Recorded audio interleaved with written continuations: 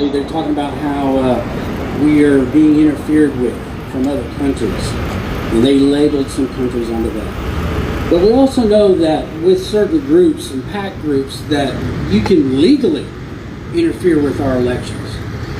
Right now, this last primary, if you all noticed some mailers that kept coming into your mailbox talking about certain things, about certain senators, if you notice where those are, they're mostly from PACs from out of state, even PACs from out of country. So my opinion into it is, you know, you've got all these people bragging about how much money they got in the war chest. And I sat there and watched our state senator here, Mr. King. He won his, and he did not have to spend millions of dollars. He just got out and told the truth. He went out and represented the people. And that's what we need with Good Trouble. We need some people representation, not corporation representation, or representation from another country. And what does another country need to be in our elections for? Legally, by getting the money. So as you're out there and you're looking at the candidates, please take a hard look at where they're getting their money from. Prime example, Mr. Cotton, bragging, I've got $10 million in my bank. Okay, where'd you get it? We dig deeper into it. You know how much money he gets from AIPAC? How much money he gets from all these other big corporations, the defense companies alone? Wow. And then you really look right now, seeing all these advertisements from him about how he's saving the chip industry. Do we have a chip manufacturer in the state of Arkansas? I haven't seen one. So it's real interesting that politics have gotten really complicated, but they haven't. See who's backing these people. Back them yourselves if you feel that good about them. Look at Mr. Sanders, Bernie Sanders. Crowdfunding. Oh my gosh. They're all saying, well, he's a millionaire. Yeah, but he's a long-time politician and he's just a millionaire because he wrote a book. And then you get a politician who's been in there less than 6 years and they've already got 15 houses. Huh. So please, use that ballot. That's what I do. Let's see who is really funding these people. Let's see why they're against certain things. Why are they scared of the people's vote?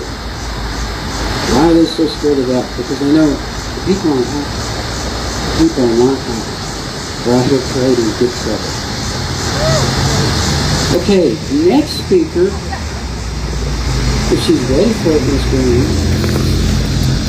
Are you ready to speak? Come on up. I'd like to introduce you to Dr. Terri. She's running as a Democratic candidate to replace Mr. Crawford, who, could you hold this while I'm going? deemed to respond to my email saying no. He just didn't show up. And I'll tell you what he thinks about it. What should I take over here? The stage. Yeah. Okay. Thank you. Thank you all very, very much for having me. It's a beautiful drive to get here. It is. It is beautiful. And you have a beautiful city here. And I am very glad to be here on the anniversary of John Lewis's death to commemorate his life and his legacy. Our voting rights are under assault now more than ever. We need the John Lewis Voting Rights Act.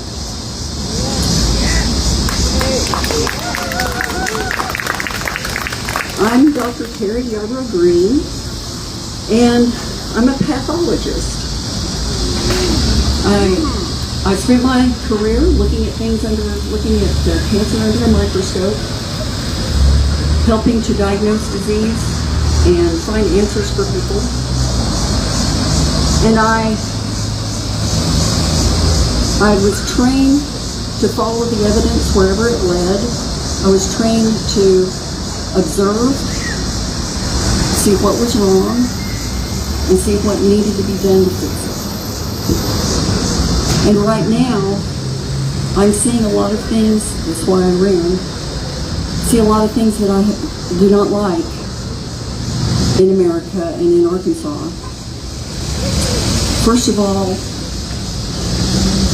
the economic situation our farmers are in. and the rest of us having to pay more for gas and groceries, and it's not going to get better. And for the last 50 years, money has trickled up instead of trickling down.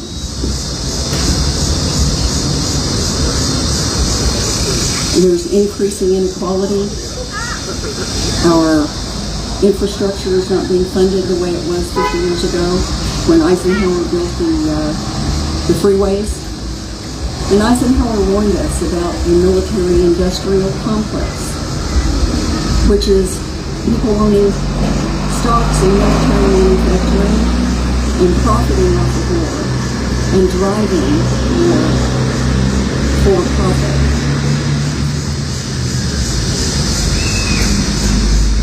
Which I believe is what is happening now. And I appreciate that word about where we're getting our money. You can look and see where I'm getting my money. Definitely grassroots. Definitely not millions of dollars.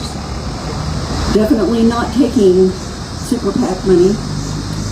I have received a little bit of money from the Arkansas Medical Association PAC and the Pathology PAC because I will represent doctors and medicine in general in Congress.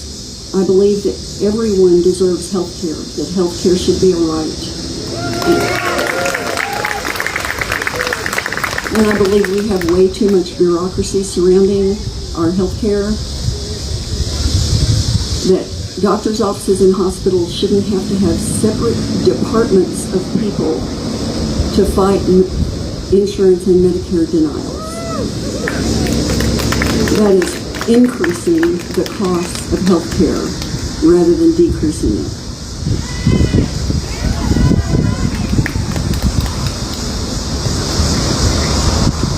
The second thing that I see going wrong, or that I don't like in what I see, is the corruption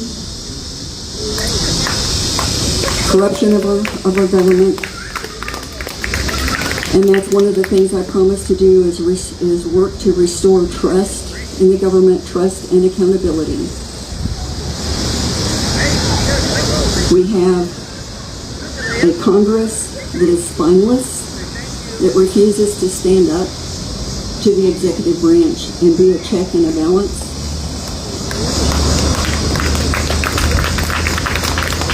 The first time I was eligible, this will tell you my age, and I'm not ashamed of my age. I don't believe that politicians need to stay in there until they have Alzheimer's and strokes and all of that. But if somebody is healthy and their mind is still functional, they should be able to represent us. But I would like to see if younger people run for office. I think that's a good thing. But anyway, the first time that I was eligible to vote in the presidential election, it was Ford versus Carter. We didn't talk about politics in my house. My dad was a football coach. He was a World War II Navy veteran. They had adopted me after they were unable to have kids. And my dad was my hero. And it reminded me of Gerald Ford, football, rah-rah, all of that. And I am a huge believer in the separation of church and state. Vouchers are a no-no for me. Absolutely not. I have one daughter, side note, I have one daughter who insisted upon going to a religious school for her education, and I paid for it, and I would not. It wasn't available to me at the time, but I would not accept public money, tax money for that. That's not right. Anyway, I am a big believer in the separation of church and state, and I don't know, I didn't know Jimmy Carter. I just knew he was a Baptist Sunday school teacher. And so I was a little suspicious about that, and so I voted for Ford. The other thing, the Republican Party at that time had just done the honorable thing and made Nixon resign. They were not the bad guys back then. So, but now They're falling down on the job. They are not doing what they need to do to support our Constitution and our rule of law, and they're letting us down. And that's why I think we need change. I think we need as many Democrats in office as we can get in the House and in the Senate. And to do that, we will need to work together and work hard.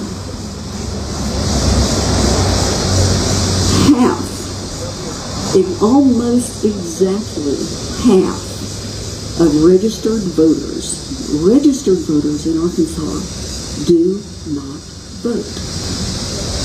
Now, if this were a presidential election year and somebody said, oh, my vote doesn't count because of the electoral college, yeah, that holds water. But not in a midterm year.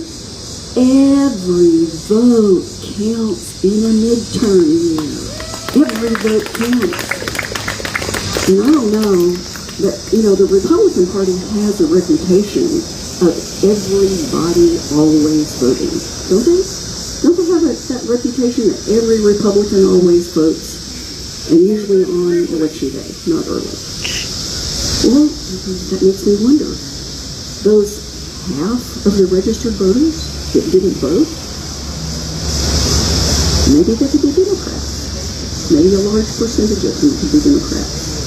So what we need to do is talk to our neighbors. Talk to anybody that will listen about voting. Are you going to vote? Do you vote? I don't care how you vote. Just do you vote? It's a nonpartisan issue. We don't have to be afraid of offending anyone, but we're just encouraging people to vote. And the other thing, since we are grassroots, I think every candidate would agree that the thing you can do to help democracy is throw us a little money our way. It does take money to put ads. It's ridiculously expensive to put ads on TV or to send out those individual mailers. It does. That's why those super PACs do all that stuff. Those super PACs, they send out those individual mailers to every household in Arkansas. Those fancy big cards with their gloss. And they put ads on paid media, on the TV stations, the radio stations, the Hulu, the internet. They put ads every place. It's ridiculously expensive to do that. I have a professional photographer, videographer, who has produced a 60-second ad for me. It looks pretty cool. Now I need some money to get it somewhere where people can see it. So, thank you all very much for having me. And power to the people. Thank you. Thank you. You guys enjoying this? Getting some good information? Starting to learn a little bit more that there's more than just one party in this state. We've actually now got 3, we've got several. We just need to be aware. We need to listen to what they're standing for. Because everybody has their core beliefs.